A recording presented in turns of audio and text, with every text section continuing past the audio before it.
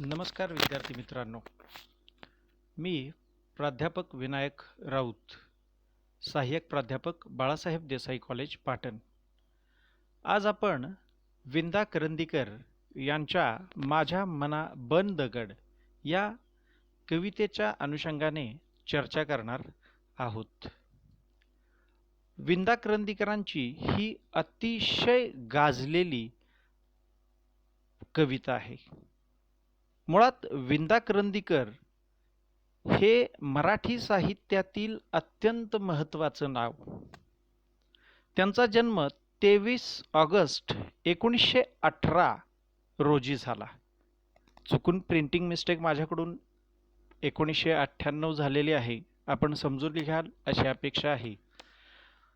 आणि त्यांचा मृत्यू 14 मार्च 2010 रोजी झालेला आहे. या संपूर्ण आयुष्यामध्ये विंदा करंदीकरांनी मराठी वाङ्मयाची विविध दालने समृद्ध करण्याचं काम केलं. ते प्रयोगशील कवी आहेत. कविता, गीते, समीक्षा, बालकविता, लघुनिबंध, अनुवाद असे विविध प्रकारचे लेखन त्यांनी केलेले आहे. 1981 मध्ये विरूपिका या कविता संग्रहाच्या प्रस्तावनेत काव्य क्षेत्रातील आपली निवृत्ती त्यांनी जाहीर केली. प्रत्येक वाङ्मय प्रकारात त्यांनी स्वतःची अशी कसदार भर घातलेली आपल्याला पाहावयास मिळते. प्रयोगशील आणि चतुरस्र प्रतिभेच्या साहित्यिकाला भारतीय साहित्य क्षेत्रातील सर्वोच्च मानला जाणारा ज्ञानपीठ हा पुरस्कार 2006 साली प्राप्त झाला. त्यांच्या स्वेदगंगा, मृदगंध, ध्रुपद, जातक, विरूपिका हे कविता संग्रह प्रसिद्ध आहेत. त्याचबरोबर राणीची बाग, एकदा काय झाले, सशाचे कान, ऐटू लोकांचा देश, परी ग परी, अजबखाना, सर्कसवाला, पिशीमावशी आणि तिची भुतावळ, अडम तडम हे बालकविता संग्रह सुद्धा प्रसिद्ध आहेत. स्पर्शाची पालवी आणि आकाशाचा अर्थ हे 2 लघुनिबंध संग्रह सुद्धा त्यांचे प्रसिद्ध असलेले आपणास पाहावयास मिळतात. अरिस्टॉटलचे काव्यशास्त्र, त्याचबरोबर फाउस्ट भाग 1, राजा लिअर हे अनुवादित ग्रंथ त्यांनी लिहिलेले आहेत. संत ज्ञानेश्वरांच्या अमृतानुभवाचा अर्वाचीनीकरण करण्याचा प्रयोगही त्यांनी केलेला आपणास पाहावयास मिळतो. परंपरा आणि नवता हा एक समीक्षा संग्रह अशा पद्धतीने करंदीकरांची एकूणच वाङ्मयीन कामगिरी चौफेर आणि दर्जेदार असलेली पाहावयास मिळते. सावंतवाडी येथे 1996 मध्ये झालेल्या कोकण मराठी साहित्य संमेलनाचे अध्यक्षस्थान त्यांनी भूषवलेले होते. विंदा करंदीकर हे नाव मराठी साहित्यामध्ये अतिशय आदराने घेतले जायचे.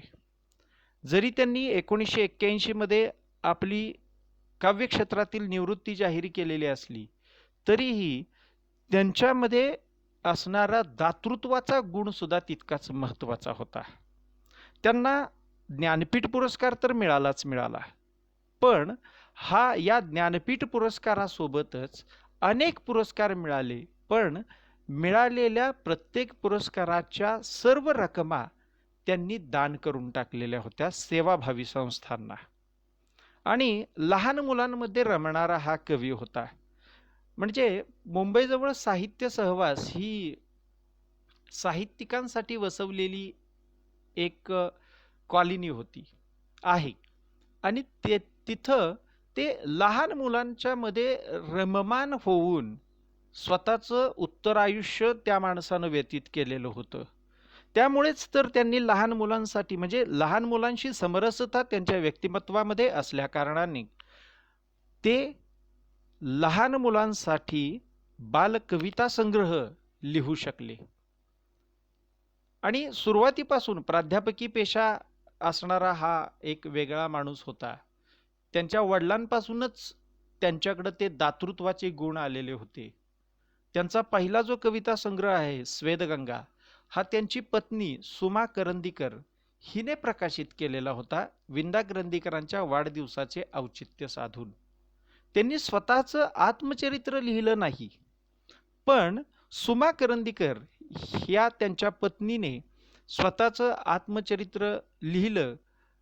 आता त्यांच्या आत्मचरित्राचा अविभाज्य भाग म्हणून विंदा करंदीकरांचं सुद्धा आत्मचरित्र त्यामध्ये चरित्र त्यामध्ये आलेलं दिसतं. आत्मचरित्र म्हणता येणार नाही, चरित्र विंदा करंदीकरांचं ओघानेच त्यामध्ये आलेलं दिसतं. आवर्जून विद्यार्थ्यांनी सुमा करंदीकर यांचा रास हे आत्मकथन आत्मचरित्र आवर्जून वाचावं. विंदा करंदीकरांची जी अतिशय प्रसिद्ध असणारी कविता आपण अभ्यासणार आहोत ती म्हणजे माझ्या मना बन दगड. ती कविता, हा रस्ता अटळ आहे, अन्नाशिवाय, कपड्याशिवाय, ज्ञानाशिवाय, मानाशिवाय.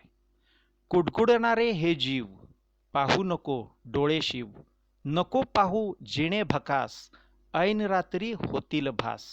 छातीमध्ये अडेल श्वास, विसर यांना दाब कड, माझ्या मना बन दगड. हा रस्ता अटळ आहे. ऐकू नको हा आक्रोश, तुझ्या गळ्याला पडेल शोष. कानावरती हात धर, त्यातूनही येतील स्वर. म्हणून म्हणतो ओत शिसे, सांभाळ सांभाळ लागेल पिसे. रडणाऱ्या रडशील किती, झुरणाऱ्या झुरशील किती, पिचणाऱ्या पिचशील किती. ऐकू नको असला टाहो, माझ्या मना दगड हो. हा रस्ता अटळ आहे. येथेच असतात निशाचर, जागोजाग रस्त्यावर. असतात नाचत काळोखात, हसतात विचकून काळे दात. आणि म्हणतात कर हिम्मत, आत्माविक उचल किंमत. माणूस मिथ्या सोने सत्य, स्मरा त्याला स्मरा नित्य. भिशील ऐकून असले वेद, बन दगड नको खेद. बन दगड आजपासून, काय अडेल तुझ्या वाचून. गालावरचे खारे पाणी पिऊन काय जगेल कोणी. काय तुझे हे नित्य निश्वास, मरणाऱ्यांना देतील श्वास. आणिक दुःख छाते फोड, देईल त्यांना सुख थोडे. आहे दुःख तेच फार, माझ्या मना कर विचार. कर विचार हस रगड, माझ्या मना बन दगड. हा रस्ता अटळ आहे. अटळ आहे घाण सारी, अटळ आहे ही शिसारी. एक वेळ अशी येईल, घाणीचेच खत होईल. अन्यायाची सारी शिते उठतील, पुन्हा होतील भूते. या सोन्याचे बनतील सूळ, सुळी जाईल सारे कुळ. ऐक टापा ऐक आवाज, लाल धूळ उडते आज. याच्या मागून येईल स्वार, या दगडावर लावील धार. इतके यश तुला रगड, माझ्या मना बन दगड. ही आवेशात्मक कविता विंदा करंदीकरांनी लिहिली. आवेशात्मक जरी असली तरी या कवितेतून सुरुवातीच्या कालखंडामध्ये नकळत हतबलता अभिव्यक्त होताना दिसते. ही संपूर्ण कविता माझ्या मना बंदगड ह्या कवितेतून सामाजिक जाणीव व्यक्त झालेली आपणास पाहावयास मिळते. समाजामधील ज्या लोकांना प्राथमिक गरजा नीटपणे मिळालेल्या नाहीत, त्यांचा आक्रोश ऐकून आपणाला त्यांच्यासाठी काहीही करता येत नाही, म्हणून स्वतःच्या मनाला ते म्हणतात की माझ्या मना बंद दगड. जीवन जगण्याचा इथला रस्ता साधा सोपा नाही. त्याला अनेक प्रकारचे अडथळे आहेत. त्या अडथळ्यांना पार करूनच आपणाला आपले जीवन जगावे लागणार आहे. हे जीवन जगत असताना अनेक प्रकारचे भास आपणाला होतील. आपल्या छातीमध्ये श्वास आडेल, पण हे सर्व काही विसरून, सगळं सहन करून हे जीवन तर आपणाला जगणं भागच आहे. इथल्या पारंपरिक व्यवस्थेबद्दल सुद्धा इथे कवी भाष्य करताना दिसतो. कवी म्हणतो, या व्यवस्थेत माणसांचा आक्रोश ऐकून गळ्याला शोष पडेल, कोरड पडेल. जरी कानावरती हात धरला तरी त्यातूनही वेदनांचे स्वर ऐकू येतील. म्हणूनच हे मना, तू स्वतःच्या कानामध्ये शिसे ओतून घे, नाहीतर तुला या सर्व गोष्टींचा त्रास होईल. शेवटी सारखे किती रडत बसायचे, किती झुरायचे आणि किती स्वतःला पिचवायचे किंवा पिचायचे. कारण हा वेदनांचा टाहो ऐकून घेण्याच्या पलीकडे आपणाला काहीच करता येऊ शकणार नाही. म्हणूनच आपण मनाने कठीण व्हायला पाहिजे आणि स्वतःचं मन कठोर करणं हीच आजच्या काळाची गरज आहे. पण पुढे जाऊन आशावादी सूर सुद्धा या कवितेमध्ये आळवलेला आपणास पाहायला मिळतो. कवी पुढे जाऊन काय म्हणतो तर या व्यवस्थेत रात्रीचे निशाचर जागोजागी रस्त्यावरती तुला भेटतील. तुझ्याकडे पाहून ते आपले दात विचकतील. त्यामुळे तू येणाऱ्या सर्व परिस्थितीला हिमतीने सामोरे जा. कारण इथे माणूस खोटा आहे आणि सोनं मात्र सत्य आहे अशी मानणारी व्यवस्था नांदत आहे. यामध्ये तू स्वतःच्या मनाला कोणताही खेद वाटून घेऊ नकोस असा उपदेश आपल्याच मनाला कवी करताना दिसतो. कवी आशावादी मांडणी करत असताना स्वतःशीच असे म्हणतो की आजपासून तू तुझी भूमिका पक्की कर. कारण तुझ्यामुळे श्वास देऊन ते जगणार आहेत का? जे पिचलेले आहेत, दबले गेलेले आहेत, ज्यांच्या गरजा पूर्ण झालेल्या नाहीत, त्या तू कितीशा पूर्ण करणार आहेस? तुला सुद्धा काहीतरी मर्यादा आहेत. मी तुम्हाला सुरुवातीला सांगितलं पहा विद्यार्थी मित्रांनो, की हा जो कवी आहे त्या कवीकडे दातृत्व प्रचंड मोठ्या प्रमाणात आहे. या माणसानं आपल्या जीवनातील सर्व पुरस्कारातील सर्व रकमा या सेवाभावी संस्थांना, समाजसेवा करणाऱ्या संस्थांना दान करून टाकल्या. आपल्या परीने प्रयत्न करूनही ही व्यवस्था तर बदलू शकत नाही याची खंत या ठिकाणी पुन्हा व्यक्त होताना दिसते. यातून एकच होऊ शकते. तो काय म्हणतो कवी, की काय यातून एकच होऊ शकते ते म्हणजे काय तर सुख थोडे आणि दुःख अफाट असणार आहे याची जाणीव पदोपदी होताना दिसते. यासाठी हे मना, तू हा विचार करून या व्यवस्थेत जगायला शिक. कोणता विचार? की इथल्या माणसाला आपल्या न्याय आणि हक्कासाठी सतत झगडावे लागत आहे. इथे जर यश मिळवायचे असेल तर या व्यवस्थेवर स्वार होऊन आपली नेमकी दिशा पक्की करायला पाहिजे. ही सगळ्यात महत्वाची बाब इथं कवीने सांगितलेली आपणास दिसते. या कवितेत कवी समाजामधील शोषित, वंचित लोकांचे हाल बघवत नाहीत, म्हणून स्वतःची व्यथा मांडत असतो.